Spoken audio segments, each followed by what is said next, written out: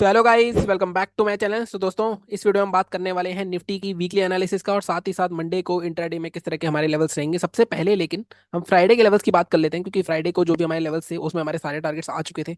आप अगर मेरा ट्रैक रिकॉर्ड देखोगे इस महीने का, तो आपको समझ में आएगा कि अगर आप सिर्फ लेवल्स के थ्रू चलते तो भी आप काफी अच्छा पैसा कमा सकते थे। अगर मैं निफ्टी की बात करूं फ्राइडे को, तो फ्राइडे को हमने बात करी थी 21,764 का लेवल था हमारा।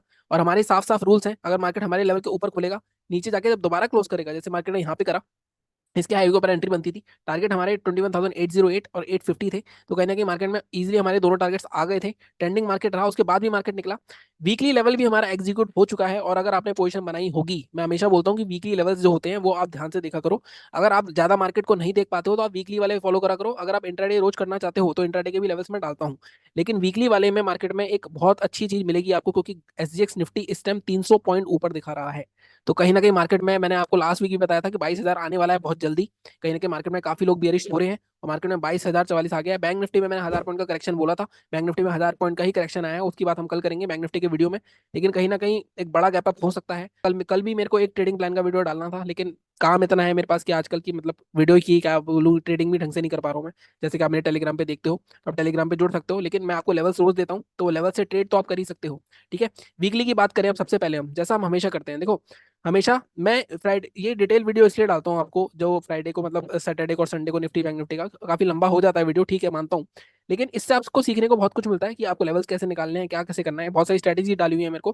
पैसा कमा सकते हो आप, लेकिन आपको करना ही पड़ेगा। अगर आप ट्रेड नहीं लोगे, आप उसको छोड़ दोगे, स्किप कर दोगे, तो उससे कुछ नहीं होगा। ठीक है, अब हम बात करते हैं कि इस वीक में क्या हो सकता है। देखो लास्ट वीक का हमारा क्या लेवल था, सबसे पहले उसकी बात करते हैं।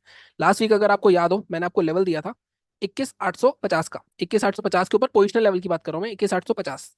21,850 का मैं लेवल दिया था कि इसके ऊपर 30 मिनट की कैंडल क्लोज होती है तो हमारी बाइंग पोजीशन एक्टिवेट हो जाएगी 22,000 के टारगेट के लिए।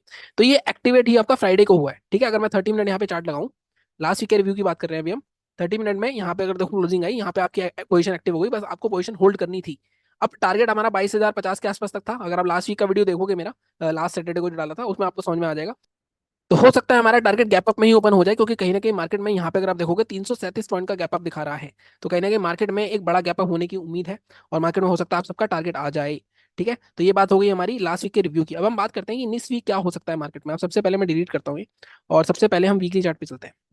ठीक है, अब मार्केट अगर बड़ा गैप अप खुलता है 22,000 के आसपास, तब आप वहां पे बाइंग की पोजीशन तभी बनाओगे। जैसे मान लो मार्केट में 22,050 के आसपास मार्केट खुल जाता है, ठीक है, 22,050 के आसपास, और मार्केट को अब एक डिप मारना चाहिए एटलीस्ट 22,000, 21,950 तक। फिर जब ऊपर जाके 22,050 के ऊपर दोबारा निकलेगा, मतलब मैं क्या बोल रहा हूँ, मार्केट अगर मान लो अभी भी क्लोज हुआ है आपका 21,900 के आसपास का, मार्केट 22,050 के आसपास खुलता है, मान लो मैं 100 पॉइंट ही मान रहा हूँ अभी, अगर 100 पॉइंट मार्केट खुलता है, तो वहां से मार्केट कहीं ना कहीं एक डिप मारना चाहिए 22,000 तक, 21,950 तक। फिर जब ऊपर जाके 22,050 का लेवल पे 30 मिनट की क्लोजिंग करेगा, तब हम पोजीशन बनाएंगे, तब हमारा टारगेट 21,300, 21,350 तक हो सकता है। तो ठीक है, बाइंग पोजीशन बहुत ही सिंपल सी है कि बाइंग पोजीशन में अब गैप अप खुलेगा तो डिप मारने दो उसको, एटलीस्ट 22,050 के नीचे एक बार आए, फिर दोबारा 22,050 क्रॉस करेगा, 22,058 क्रॉस करेगा, तब जाके पोजीशन बनेगी बाइंग की। ठीक है, और टारगेट हमारा उस केस में एटलीस्ट 250 पॉइंट का जो टारगेट रखेंगे हम 22,300 के आसपास का। अभी मैं अगेन बोल रहा हूँ, वीकली वीकली चार्ट पे बात कर रहा हूँ मैं, और वीकली लेवल्स की बात कर रहा हूँ, इंट्राडे के लेवल्स में अभी इसके बाद बात करूंगा। तो बाइंग की बात हो गई। सेलिंग अब कहाँ करनी है, देखो सेलिंग के लिए बड़ा मुश्किल हो रहा है। अगर आप सेलिंग के लिए ध्यान से देखो, तो पहला ये हफ्ता था ये वाला जब पिछले हफ्ते का लो टूटा है, अदरवाइज मार्केट ने एक बार भी लो नहीं जुड़ा। हर बार नेगेटिव पैटर्न बनाता है, लेकिन मार्केट कहीं ना कहीं उसको रिवर्सल कर देता है, और मार्केट में अब जो रिवर्सल आया है तो काफी स्ट्रॉन्ग रिवर्सल है। बजट आने वाला है, तो बजट के टाइम पे भी पॉजिटिविटी की उम्मीद है, क्योंकि कहीं ना कहीं मार्केट में बजट में थोड़ी रियायतें दी जाएंगी। प्लस हमारी सरकार का इलेक्शन जो है रिपीट होने की कगार पे है, तो हो सकता है ये चीजें पहले ही हो रही हो। अगर ऐसी रैली आपने पहले नहीं देखी होगी, इतने हफ्ते तक मार्केट में रेड कैंडल दिख ही नहीं रही है आपको।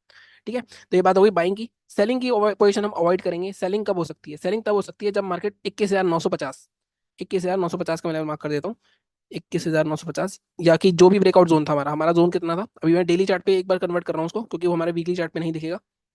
अगर आप यहाँ पे देखो,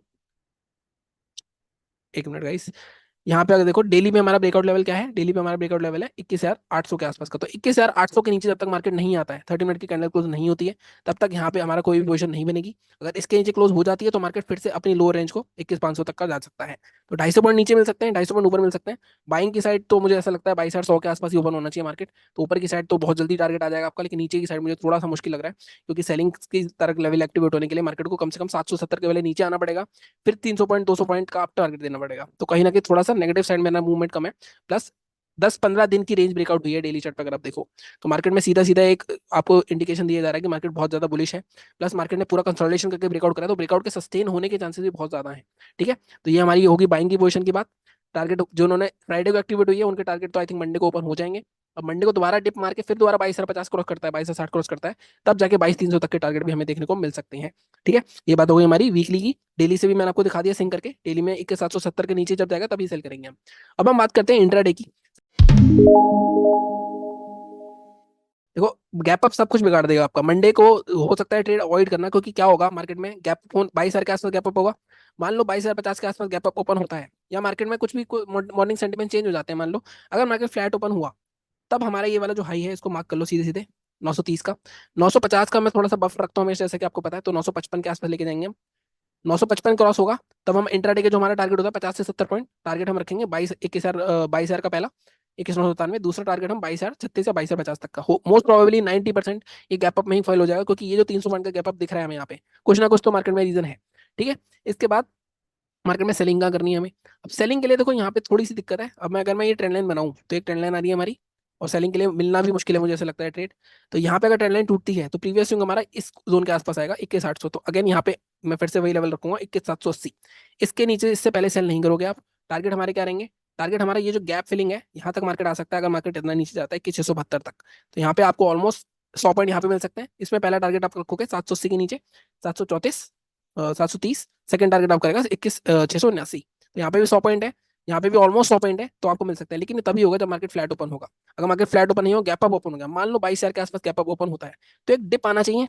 अब उस डिप को पकड़ने के लिए ना लोग लोग क्या होते हैं, बायस हो जाते हैं बिल्कुल। वो सोचते हैं गिरेगा गिरेगा गिरेगा गिरेगा, पुट लेते रहते हैं। तो ये चीजें नहीं करनी है हमें। हमें अगर कोई पैटर्न मिलता है, मान लो 5 मिनट की कोई शूटिंग स्टार मिल गई हमें, 5 मिनट की कोई एक ग्रीन कैंडल बनी, उसको रेड कैंडल ने इंगल्फ कर दिया गैप अप होने के बाद, उस तरह के पैटर्न्स को हम शॉर्ट कर सकते हैं, ऐसे नहीं कर सकते रैंडमली। ठीक है, और दूसरी चीज, मार्केट में अगर गैप अप हुआ तो ऊपर कब जाएंगे। मार्केट में गैप अप के बाद मान लो डिप आया, नीचे गया, आप नहीं कर सके उसको, एक बाय तो आपका इस क्लोजिंग के आसपास मिलेगा। ठीक है, क्लोजिंग के आसपास सपोर्ट ले सकता है, तो यहाँ पे अगर कोई हैमर बनती है, कुछ बनता है, तो हम बाय कर सकते हो। दूसरा, अगर मार्केट ने मान लो यहाँ ओपन हुआ, डिप आया, और जब दोबारा सेकंड हाफ में जाके हाई ब्रेक करेगा, इसके ऊपर 5 मिनट कैंडल क्लोज करता है, तब जाके आप बाय कर सकते हो 50 से 70 पॉइंट के लिए। तो यही तरीके होते हैं मार्केट में। कुछ भी रैंडमली मत करना। रैंडमली मार्केट क्योंकि धज्जियां उड़ा रहा है लोगों की बीच में, जो 200 पॉइंट की कैंडल आ रही है, उसमें काफी लोगों के लॉस हो रहे हैं। 7-7 रुपए का प्रीमियम 20-20 100-100 रुपए तक जा रहा है, तो उस चीज में आप थोड़ा सा बच के रहना।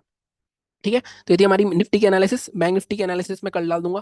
बाकी चैनल को इसी तरह सपोर्ट करते रहो, और थोड़ा सा सीखो कैसे मैं एनालिसिस कर रहा हूँ। अपने स्टॉक्स में कर दो अगर आप, तो स्टॉक्स में अप्लाई करो उसको। लेकिन होती यही है एनालिसिस, आप कितने ही इंडिकेटर लगा लोगे, अगर आपको प्राइस एक्शन सीख लिया तो आपको कुछ और नहीं चाहिए होगा। ठीक है, तो यदि हमारी आज की एनालिसिस, बाकी चैनल को इसी तरह सब्सक्राइब करो, लाइक करो। बैंक निफ्टी का वीडियो आपको कल मिल जाएगा, मिलता हूँ मैं आपसे तब। Thank you so much.